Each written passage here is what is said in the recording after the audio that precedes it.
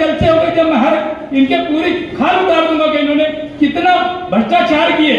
बहुत बुरी लगती मेरी बात, मैं बोलता हूँ। ने पैरामेडिकल कॉलेज लेकर आया है पैरामेडिकल काउंसिल और सरकारी नौकरियों के लिए उपयोगी पाठ्यक्रम।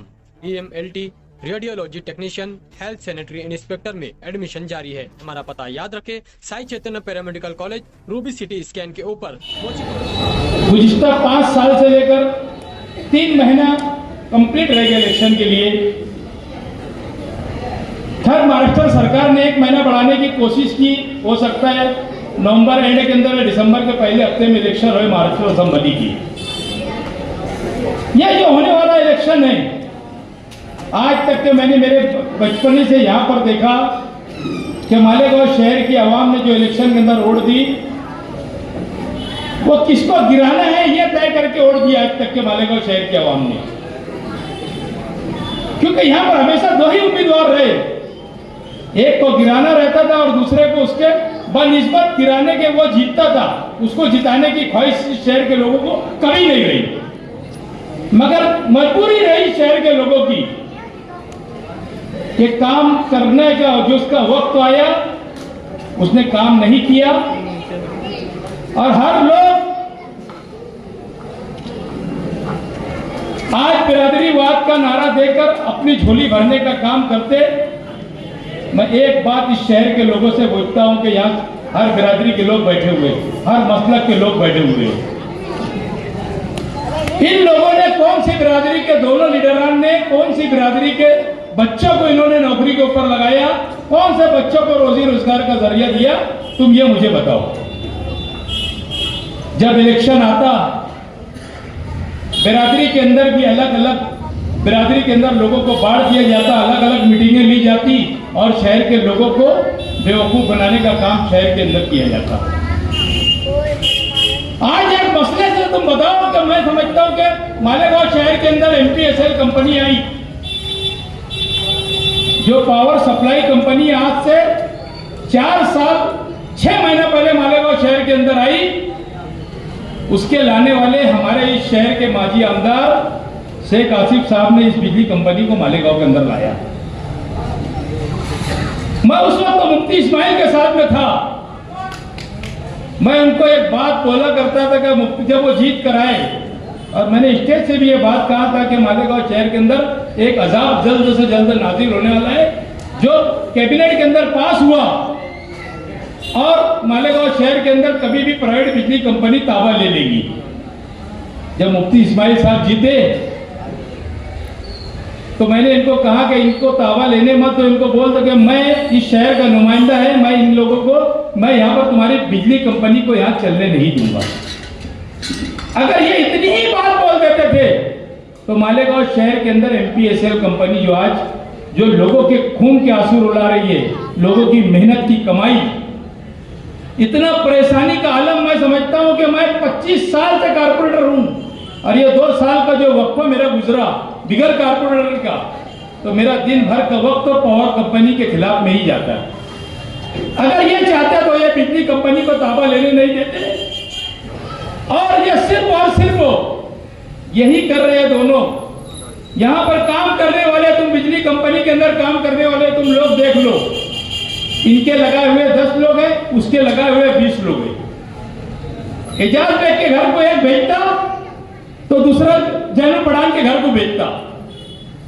इस तरीके की दुश्मनी मालेगांव शहर के गरीब आवाम से लिए जा रही है, सिर्फ सियासी दुश्मनी लोगों से निकाली जा रही है। यह सबसे बड़ा मुद्दा है। अगर आप लोगों को मैं गवाही देता हूं कि आप लोगों ने, अल्लाह ने अगर मुझे नवाजा, टिकट दिया और आप लोगों ने मुझे चुन के दिया, तो सबसे पहले आप लोगों की मदद से मालेगांव शहर से प्राइवेट बिजली कंपनी को भगाने का काम एजाज बेग की जिम्मेदारी है। अगर नहीं करेगा 5 साल के अंदर, तो आने वाले 5 साल के बाद और देने की बात भी नहीं रहेगी, मांगने की बात तो नहीं रहेगी, तो तुम्हारा देने का सवाल नहीं आया। अब आते हैं कारपोरेशन के अंदर, एक दूसरे के बहुत बड़े बेबाम दावे करते दोनों लीडरान, सिर्फ और सिर्फ एक दूसरे के ऊपर कीचड़ उछालने का काम करते हैं। मैं इनसे पूछना चाहता हूं दोनों लोगों से, और ये शहर की आवाम जो बैठी है, ये मेरे बुजुर्ग, ये मेरे भाई, ये मेरे नौजवान साथी, इनसे मैं पूछना चाहता हूं कि ये बताओ इन्होंने कौन से शहर का डेवलपमेंट किया। शेख आसिफ साहब 5 साल आमदार थे, उनके वालिद मरहूम शेख रशीद साहब 10 साल आमदार थे। ताहिरा मैडम 5 साल मेयर थी, शेख आसिफ साहब 5 साल मेयर थे, शेख रशीद साहब 2.5 साल मेयर थे। 2003 को UDISSMD स्कीम आई मालेगांव शहर के अंदर। उस स्कीम के अंदर जो भी मामला होंगे 5% पानी पट्टी 2003 से आज तक के बढ़ के आ रही है।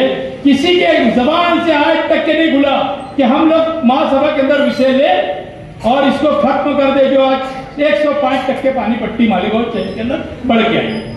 मैं समझता हूँ कि नासिक जिले के अंदर सबसे ज्यादा अगर पानी पट्टी कहीं बढ़ के आती है तो है मालेगांव शहर के अंदर। मुफ्ती साहब आपको भी 10 साल दिए हमने, ये घराने को 25 से 32 साल इस घराने को शेख रशीद साहब के दिए। अगर काम किए थे तो शेख रशीद साहब के दौर जो काम हुआ था हम उसकी आज भी बोलते कि कांग्रेस के अंदर थे। शेख रशीद साहब एक अच्छे आदमी थे, उन्होंने शहर के अंदर किसी सबको लेके चला, हर आदमी को अपना कलेजे से लगाते थे और अच्छी बातें करते थे। और अगर ये समझते होंगे उनके लाडले साहब कि हम आजाद उम्मीदवारी कर रहे हैं तो लोग इनको पसंद कर लेंगे, इनको तो सलाम करना भी तुम्हारे को गवारा नहीं करते। शेख आसिफ साहब बताओ 4 साल 8 महीने में किससे किससे मिले यहाँ पर। इनको तो अगर किसी से बात नहीं करने की रहती, मैं आज तुमको बोल देता हूँ, वो फोन उठाते बंद और कान में लगा देते, उधर मुंडी करके निकल जाते। आवाम से इतनी नफरत है। आज इलेक्शन का दौर चालू है, मगर वो कभी किसी का अल्लाह का बंदा किसी के पास नहीं जाएगा, बड़े बड़े लोगों के पास जाएगा। एलर्जी है गरीबों से उसको। ये सारी चीजों को लेकर शहर के अंदर डेवलपमेंट की बात होना चाहिए। बात बोलने की बहुत बड़े जलसे हो गए जब मैं हर इनके पूरी खाल उतार दूंगा कि इन्होंने कितना भ्रष्टाचार किए। बहुत बुरी लगती मेरी बात मैं बोलता तो। उस दिन बोला मैंने एक प्रेस कॉन्फ्रेंस में जहां पर शेख शकील जानी बेग और असलम अंसारी की चिल्लाट हुई कि समझते न वहां करप्शन पैदा होता और वहां आसिफ साहब गए मुझे करप्शन तोड़ी हुई। ये बात मैं बोलता उनको बहुत बुरा लगती। 1200 रुपये टन कचरे का टेंडर 2400 रुपये के अंदर उन्होंने साठ गाड़ करके लिया। लतीफ अनवर साहब, शेख आसिफ साहब और 7-8 लोग हैं, ऐसे 7-8 लोगों ने मिलकर दिया। 12 दूनी 2400 रुपया टन आप बोलेंगे, जबकि 1200 रुपये में पिछली कंपनी उठा रही थी। आप बताओ शहर के अंदर करप्शन नहीं पड़ रहा है तो क्या पड़ रहा है। फिर बोलते हैं हुसैन हम न थे तो मगर दूर थे। जब कोई बात आती तो यही बात होती, इनको धमकी मिलने लग जाती। और वो एक तो उनका मुफ्ती साहब का तो बाबा आदम ही निराला है। वो तो मिलते ही नहीं, सुबह उठते बनपट्टी के अंदर घुसते, कोई नाश्ता लेकर आता, बाहर बैठ के नाश्ता करते, फिर बनपट्टी पे जाकर घुस जाती। शहर को डेवलप का है। हम तो अखबारों के अंदर पढ़ते, बोले मैंने 366 करोड़ रुपए लाया। 366 करोड़ रुपए का इनको हिसाब देना है आने वाले असेंबली के अंदर। अरे शहर के अवाम इनसे पूछेंगे कि 366 करोड़ रुपए। और गुरुवार वार्ड के अंदर आता हूं मैं कामकाज के ताल्लुक से। ये जिस इलाके के अंदर मैं तकरीर कर रहा हूँ, यहाँ की ऐसी समझते हैं कि यहाँ जुमा के दिन सुबह से पावर जाती तो शाम तक के पावर नहीं आती। कोई बोलने वाला नहीं। गफ्फार भाई ने मुझे बताया, ये मुझे अभी बताया। मैं तो भाई यहाँ के लोगों को ले जाके उनकी ईट के ईट बजा दूंगा, पैसा जुमा के दिन पावर नहीं देंगे। देख लेना तुम आने वाले हफ्ते से इनके बाप को पावर देना पड़ेगी।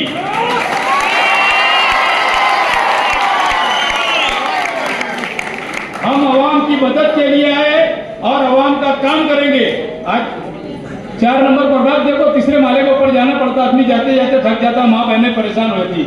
आज मुकुंदवाड़ी की हालत देख लो, इतना बड़ा वहां पर बनाई गई थी, वहां पर इमारत, उसको तोड़कर तहस नहस कर दिया गया। कमिश्नर को मैंने 15 दिन पहले बोला कि यहाँ का काम शुरू कर, टेंडर निकाल के, और 4 नंबर प्रभाग यहाँ ला। मगर अपने फायदे की बात लीडर करता है, गरीबों के फायदे की बात चलती नहीं।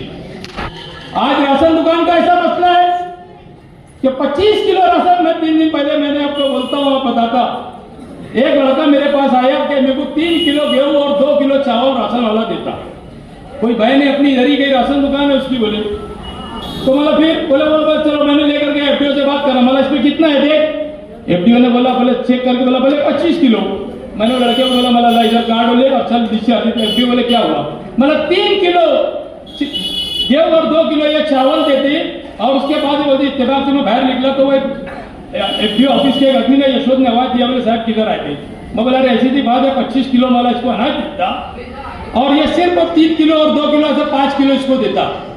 तो उसने इत्तेफाक से वो भाई हमारी माँ बहन जो भी यहाँ पर राशन चलाती है खड़ी थी, उसने उसको बुलाया, बोले तुम्हारा बोले क्या हुआ? मतलब तुम इसको 3 किलो 5 किलो अनाज देते, 25 किलो राशन का अनाज आता।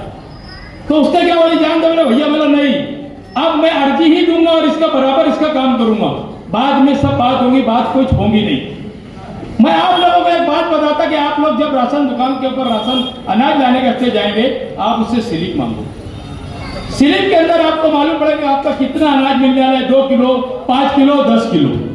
क्योंकि सारे करप्शन करने वाले शेख आसिफ साहब के लोग एक पोस्ट बनाई, शेख आसिफ साहब सब चोरों की भर्ती उनके पास। देख लो 80% तुम्हारे बच्चों को रोजगार नहीं दिया इन्होंने, तुम्हारे बच्चों को इन्होंने शराबी बनाया, तुम्हारे बच्चों को इन्होंने चोर बनाया, तुम्हारे बच्चों को कुत्ता गोली खाने वाला बनाया इन्होंने।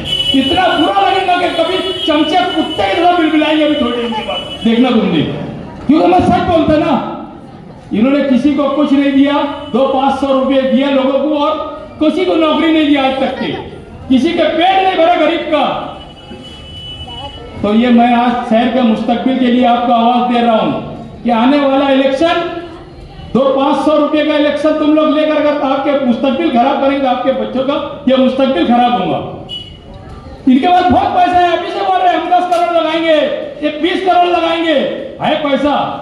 मुफ्ती साहब के पास भी बहुत पैसा है, उन्होंने पीछे फतवा दिया था एक कम से कम अगर कोई चीज को अमल नहीं करेंगे तो उनकी बात पे अमल करना, उन्होंने पीछे फतवा दिया था ले लो और काम बता दो। तो ये अमल आप लोगों को दोनों से करना है। क्या करना है आप लोगों को? दोनों लोगों के ऊपर यही अमल करना है कि ले लेने का और इनको काम बताने का। तुम्हारे बच्चों का मुस्तकबिल 200-500 रुपए की वोट से तुम खराब मत करो। आने वाला वक्त तो देखो, हमारे वक्त से कांग्रेस पार्टी तुम्हारे खाने पे खाना रख के चलेगी। मैं सुबह 9-9:30 बजे घर से निकलता तो 2 बजे तक के काम करता। या ऐसा नहीं कि आज इलेक्शन है तो मैं काम कर रहा। मेरी पूरी 5 साल की रोटिंग है, 10-10:30 आखिरी बजता, बाकी मैं 1:30-2 बजे ही घर जाता और लोगों का काम करता। शहर के अंदर काम एक नहीं अनेक काम है। आज वक्त तो नहीं है, वक्त तो 5 मिनट नहीं बचा है। मैं 5 मिनट में अपनी तकरीर को खत्म करूंगा और मैं ये लोगों को आपको बोलने के लिए खड़ा हुआ है कि अभी जो भी है, आज एक नाला बनाया गया था कोलूर मस्जिद से लग के, इसके लिए नाले का काम हो रहा था कि भाई आजाद नगर, गांधी नगर, अयूब नगर, ये एरिया के अंदर जो पानी भर जाता उसके लिए वो नाला बनाया गया था। इसके अंदर भी इतना बड़ा करप्शन हुआ नाले के अंदर, 2 करोड़ 39 लाख का टेंडर निकला नाले का। 2 करोड़ 39 लाख रुपए का नाले का टेंडर निकला। नाला बना वहां से वहां तक के, अतरफिया मस्जिद तक के, और उसको आज तक का जोड़ा नहीं गया। अगर वो जोड़ देते तो इधर की जो तकलीफें है ये दूर होंगी। उनको लोगों की तकलीफ से कोई लेना देना नहीं, उनको करप्शन से लेना देना। उन्होंने उनका काम कर दिए, अब लोग गए भाड़ में, ऐसा हिसाब है इनका। बाकी आवाम इतनी चालाक हो चुकी। अभी मैं बोलता हूं अगले महीने के अंदर मैं वो सरकारी दवाखाने से लेकर तो अहमदिया मस्जिद तक के सीमेंट रोड का काम शुरू कर रहा। जो नीचे था वो ऊपर आ जाएगा, कम से कम लेवल हो जाएगा। खलील शहर की साइजिंग के रोड का भी मैं काम शुरू करने आ रहा हूं। छोड़े कब्रिस्तान से लेकर 3 गंदी छोड़े कब्रिस्तान से लेकर आजाद नगर पुलिस, ऐसे मैंने 10 करोड़ रुपया जो गवर्नमेंट से लाया था उसका आज परमा का काम हो गया। कलेक्टर साहब से कल 2 दिन में फाइल आएगी, 8-10 दिन में टेंडर निकल जाएगा। मैं अगले महीने के अंदर काम की शुरुआत करूंगा। हम कुछ नहीं होने के बाद इतना काम करते। तो इनसे आवाम ने पूछना चाहिए कि ये शहर के अंदर का तुमने लाल किला बना के दिया, सिर्फ और सिर्फ दोनों क्या करते? एक मुफ्ती इस्माइल को बोलता और मुफ्ती इस्माइल शेख आसिफ को बोलता, अरे भैया ये क्या सरकारी नौकरी थी क्या? तुम अनुकंपा पे लग गए, आप घर जाओ, बहुत हो गया। सरकारी नौकरी थोड़ी दी है कि बाप बेटा पोतरा सब आएंगे तुम सियासत के अंदर। ये अनुकंपा नहीं है, ये आवाम का कंपा है। आवाम आप तुमको शहर का रास्ता दिखाएंगे। आने वाला वक्त आपके हाथ में होगा, आपका मुस्तकबिल तय करेगा कि आप लोग किस तरीके से कांग्रेस पार्टी के साथ रहेंगे। अभी 2 दिन पहले मुफ्ती इस्माइल साहब उम्र जाते जाते भी झूठ बोल के गए, संगमनेर गए, बाला साहब छोरात के पास, हाथ पाँव पड़े। उनके 2 चमचे हमारे हैं, ताई के भाई लोग यहाँ पर, नए भाई पैदा हो गए, वो आज राखी बांधने आई है उनकी ताई उनके यहाँ पर। उनको बहुत फिक्र रहती, राष्ट्रवादी के अंदर है, बाकी कांग्रेस की बहुत फिक्र उनको। तुम लड़ो, कभी बोलते हो ताई के लड़के को बोलते हैं गौरव को लड़ाओ, कभी बोलते सूरज को लड़ाओ, कभी बोलते चांद को लड़ाओ, ये धंधे चल रहे उनके। इनके बाप का राज नहीं है, मैं भी आजाद बेग है। हमको अगर जबरदस्ती कोई नाम के आएगा ना, कोई जबरदस्ती नाम के आएगा तो हम भी बर्दाश्त नहीं करेंगे। उसकी भी ईट शेर बजाने की ताकत हम रखते। वक्तों की तंगी की वजह से आप लोगों का जो काम रहेगा, मेरी ऑफिस के ऊपर आप आओ, पावर का मसला रहे, कोई भी मसला रहे, आप लोग आओ, मैं आपके साना बसाना काम करने के लिए तैयार है। वक्त की कमी की वजह से कोई जलसे के अंदर जरूर आपको आगे बोलूंगा। शुक्रिया, जय हिंद, अस्सलाम।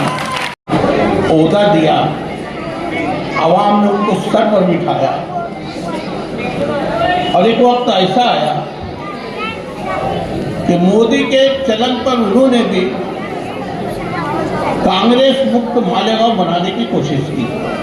न सिर्फ वो गए, बल्कि तमाम कारपोरेटर को साथ में लेके गए, और शायद वो इस मुगालते में थे कि हम हैं तो कांग्रेस पार्टी है, लेकिन इस शहर की बाशऊर आवाम और सेकुलर मिजाज रखने वाले लोगों ने उस बात को गलत साबित किया।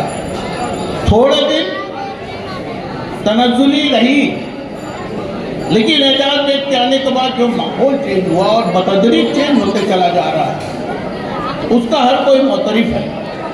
और शायद यही वजह है कि सामने वाले के खीमे में घबराहट है। वो रोज कुछ न कुछ पैतरेबाजियां कर रहे हैं। यहाँ से जाने के बाद राष्ट्रवादी हुई, राष्ट्रवादी के बाद अब वो आज़ाद उम्मीदवारी कर रहे हैं। हमारे हालिया एमएलए साहब भी पैतरा बदलने की कोशिश में लगे हुए हैं। और उसका सिर्फ और सिर्फ अगर हम लोग मजारा देखें और महसूस करें तो सिर्फ वजह यही है कि पिछले पार्लियामेंट इलेक्शन में यकतरफा तौर पर शहर के अवाम ने, इस शहर के मुस्लिम कम्युनिटी ने जिस दिन ढंग से कांग्रेस के उम्मीदवार को वोट दिया, पूरे मुल्क में उसकी गूंज है। 2,05,000 में 2 लाख वोट अगर कांग्रेस को उम्मीदवार को मिली, पूरे मुल्क के टीवी ने चिल्ला कर कहा कि यहाँ पर मुसलमानों की बहुतात अक्सरियत है, उसके बाद भी मुस्लिम कैंडिडेट को थोड़े वोटों से ही उन्होंने नवाजा, चंद 100 वोटों से, लेकिन एक सेकुलर उम्मीदवार को जो कांग्रेस का था उसको चुन कर दिया। आज वो जोग्राफिया मुल्क का बनते चला जा रहा है, मुझको बताने की जरूरत नहीं है। मोदी सरकार ने 10 साल में जिस ढंग से अकलियतों को और खासतौर से मुसलमानों को झिंझोड़ा है, उनकी बेइज्जती की है, उनके मजहबी तशक्कुस को पामाल करने की कोशिश की है, कभी लव जहाद के नाम पर, कभी बुरखे के नाम पर, कभी 3 तलाक के नाम पर। अभी देखिए नया फितना उन्होंने खड़ा कर दिया है। हम लोगों की जो जमीनें हुआ करती थी वक्फ की, उसको हथियाने के लिए नए नए हथकंडे शुरू कर दिए। वक्फ बोर्ड वो हुआ करता है जिसमें तमाम के तमाम मामला मुसलमानों से मुंसलिक होते हैं। मोदी सरकार ने कोशिश की कि इसमें हिंदुओं को भी शुमार किया जाए। कांग्रेस के एक लीडर ने कहा कि अगर आप लोग वक्फ बोर्ड में हिंदुओं को घुसाना चाहते हो तो क्या राम मंदिर में मुसलमानों को मेंबरशिप दोगे क्या? आप इन नस्लों के बारे में सोचना है कि क्या हम लोग थोड़ी सी गलती से इन नस्लों के साथ जुल्म करेंगे क्या? आपकी गुजर चुकी। अगर हम लोगों ने यकतरफा तौर पर नहीं सोचा और इस शहर के सेकुलर ढांचे को नहीं बचाया तो यकीन जानिए ये आखिरी मौका है। आज पार्लियामेंट में अगर हम लोगों ने चौंकाया है तो महाराष्ट्र में मालेगांव की एक अहम और अलग हैसियत है। महाराष्ट्र का तापमान इस शहर से महसूस किया जाता है और देखा जाता है। मैं आप लोगों से दस्तबस्ता यही गुजारिश करूँगा कि कोई आएगा आपके पास, कहीं रिश्तेदारी बताएगा, कहीं आपकी मजबूरी का फ़ायदा उठाने की कोशिश की जाएगी, कहीं आपको लॉलीपॉप दिया जाएगा, लेकिन दिमाग के साथ आपको फैसला करना है कि क्या आपके सामने बैठे हुए आपकी मुस्तकबिल की ये नस्लें चंद रुपयों के लिए आपके वोट का सौदा हो सकता है क्या, या वो शख्स जो पैराशूट से नहीं उतरा है, जमीनी लेवल का लीडर है। अभी आप देखेंगे जितने भी लीडरान हैं इस शहर में, उनको बाप दादा से लीडरी मिली है, वो लोग पैराशूट से उतरे हुए लोग हैं। एजाज में जमीन से चलकर यहाँ तक पहुँचा है, उसका धंधा नहीं है। मैं एकदम अलग ऐलान कहता हूँ कि उसका शौक है, उसका जुनून है लोगों की खिदमत करना। और जिस ढंग से मुझसे पहले गफ्फार शेख और दूसरे लोगों ने कहा कि ये शख्स आपके बुलावे पर न दिन देखता है, न रात देखता है, न सुबह न शाम न बीमारी देखता है, बराबर पहुंच जाता है। आपको सोचना है कि वो लोग जो लीडरी का ढिंढोरा पीटते हैं, क्या वो इस शहर पर हुक्मरानी करने के लिए या खिदमत करने के लिए मुनासिब है, या वो शख्स जो आप लोगों के बीच में रहकर आप लोगों की खिदमत करने का जज्बा रखता है। कांग्रेस का उम्मीदवार है। कांग्रेस वो पार्टी जो पूरे मुल्क में सबको साथ लेकर, सबके जज्बात का एहतराम करके, सबके मजहब की बात करके अगर सबका दिल जीतती है तो सिर्फ कांग्रेस है। मैं आपसे यही गुजारिश करूँगा कि 13 महीना पढ़ते हुए आपको सोचना है कि क्या अगले इलेक्शन का हकदार इस शहर में एमएलए होने का एजाज बेग है कि नहीं। सवाल आपके सामने है, जवाब आपको देना है। बहुत बहुत शुक्रिया।